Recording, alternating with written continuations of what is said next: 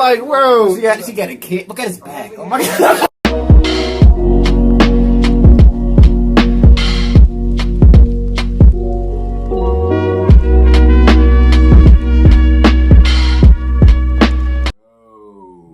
Let's go. Let's go. Yeah, what's up and welcome back to another reaction. Today from reacting to Thomas Sowell. This is what they don't teach you about colonization. They don't teach us a lot of things, apparently. I'm still learning new things every day. A lot of the things I'm learning actually make me very angry. I'm like, wow, why don't I know about this? I know why I don't know about this, because it made me angry. And if you're teaching young black men about 1919 and the Red Summer Massacre, when her great-great-grandfathers came back from the war only to be slaughtered by white citizens in the streets because they were afraid of black people's economic potential in the United States, after they realized that they had more to offer in the United States after coming back from the war they fought. I'm not gonna be your second fiddle. I just fought in France. What are you talking about?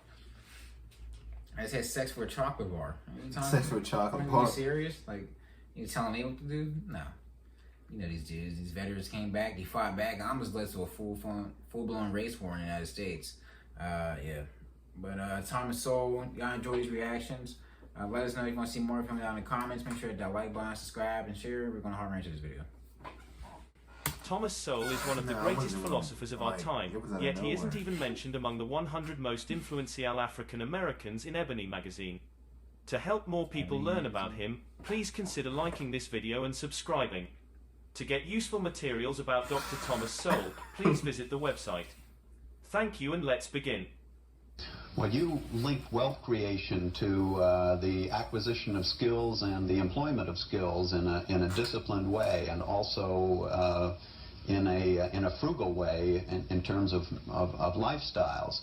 But others would attribute the generation of poverty, the obverse of wealth, to colonialism, imperialism, exploitation, economic exploitation. How do you handle those arguments? Well, insofar as those arguments are meant seriously, you can simply look at evidence. Insofar as they're purely political arguments, they're saying what people want to hear. Obviously, there are people who would much rather hear that than to hear the other, because if you think that's the problem, then there's not only a quicker solution, but there's a more emotionally and morally satisfying solution. Namely, you fight against the exploiters and so on. If you look at the Third World, for example, those parts of the Third World where the imperialist powers have come in have typically been the more advanced parts of it.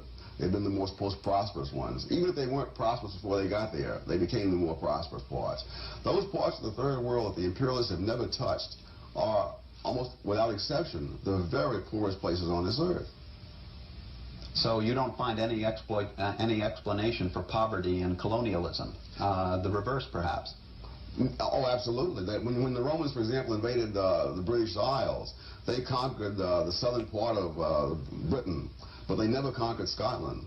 And for centuries thereafter, perhaps for 1,000 years thereafter, Scotland was far behind England in economic and cultural development, because England had the advantage of tying into the whole Roman civilization, and everything that it had created, to some extent, percolated down through the British.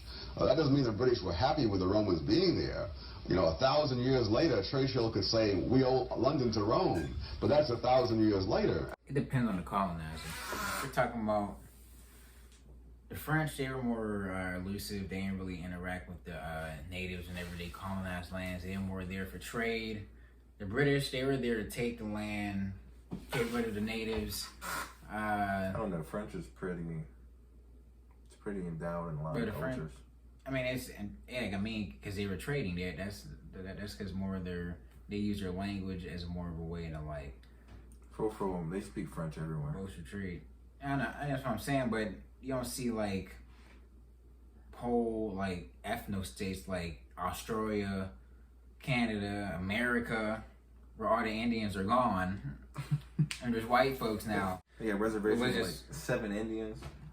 Yeah, we have like 7. Bro, there's like reservations for like 40 Indians of like imagine like a Pacific ethnic group of people. Like there's 40 of them left.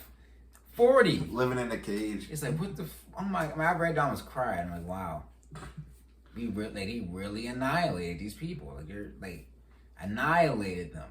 The European powers, they were the most, at that time, they were the most wealthiest nations to exist on the planet. And whenever they came into contact with these, I don't know if I'm gonna call them primitive, but they came in contact with these native peoples, they brought technologies and new ways of living to them that I don't know, they didn't really get to prosper from it, because a lot of them died from the disease and everything got introduced to the Europeans. But if they would have been able to use that technology to better themselves, I don't know, you could have seen states like the Aztecs and maybe the Incas still be around. I don't know. But it was just that disease. Like, once they came into contact with these artists, like, you gotta imagine, like, they didn't even know. Like, you're walking out, meeting Europeans, shaking hands, touching faces.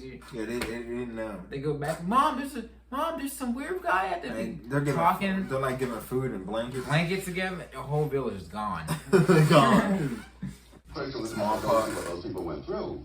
So I'm not saying this is good for the people who were there, but in the longer run, of course, England became what it was because the Romans came, and Scotland finally developed only after England conquered Scotland, and then the culture that developed in England then could spread into Scotland as well. Well, does this suggest then that in addressing poverty in today's world, there ought to be a latter-day reincarnation of imperialism or colonialism in some form?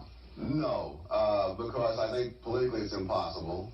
I hear from various parts of some independent nations, they say that they were better off under colonialism and so on. That isn't in the cards. The people who are in the imperialist nations don't want to take on that. But some would say that there is the functional equivalent of that in the operation of the multinational corporation today. Do you see that, the operation of the multinational corporation, as help or hindrance to the generation of wealth in developing countries? Well, in those countries, the multinational corporations very often not only pay more money than the local industry pays, but it brings in skills that don't exist and creates industries that never were there before. To that extent, I think they are a source of the transmission of international human capital. To that extent, yes. Tom Sowell, man. I would say a lot they don't teach you is they don't teach you the context of a lot of things. Like, they don't teach you why why it started, why certain countries started to imperialize, like how the natives react to being imperialized. Yeah, because what's it called? They don't teach you a lot of things. 'Cause most people, you'll be surprised. Most people don't even know that World War I started World War II. That's pretty sad. A lot of people want to know that it was an election of a certain president that led to World War I, Woodrow Wilson. I don't know if I'm saying his name right, but he's pretty much responsible for almost everything that is happening right now in the world. This man, this one man who became president is responsible for every single thing that is happening right now. And he was a racist to his bone. He hated black people.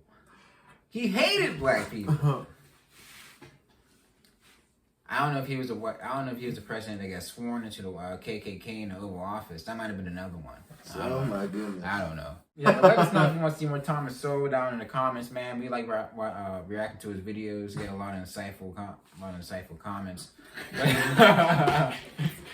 It's a long day, man. But yeah, we'll see you next time, LBB. Peace.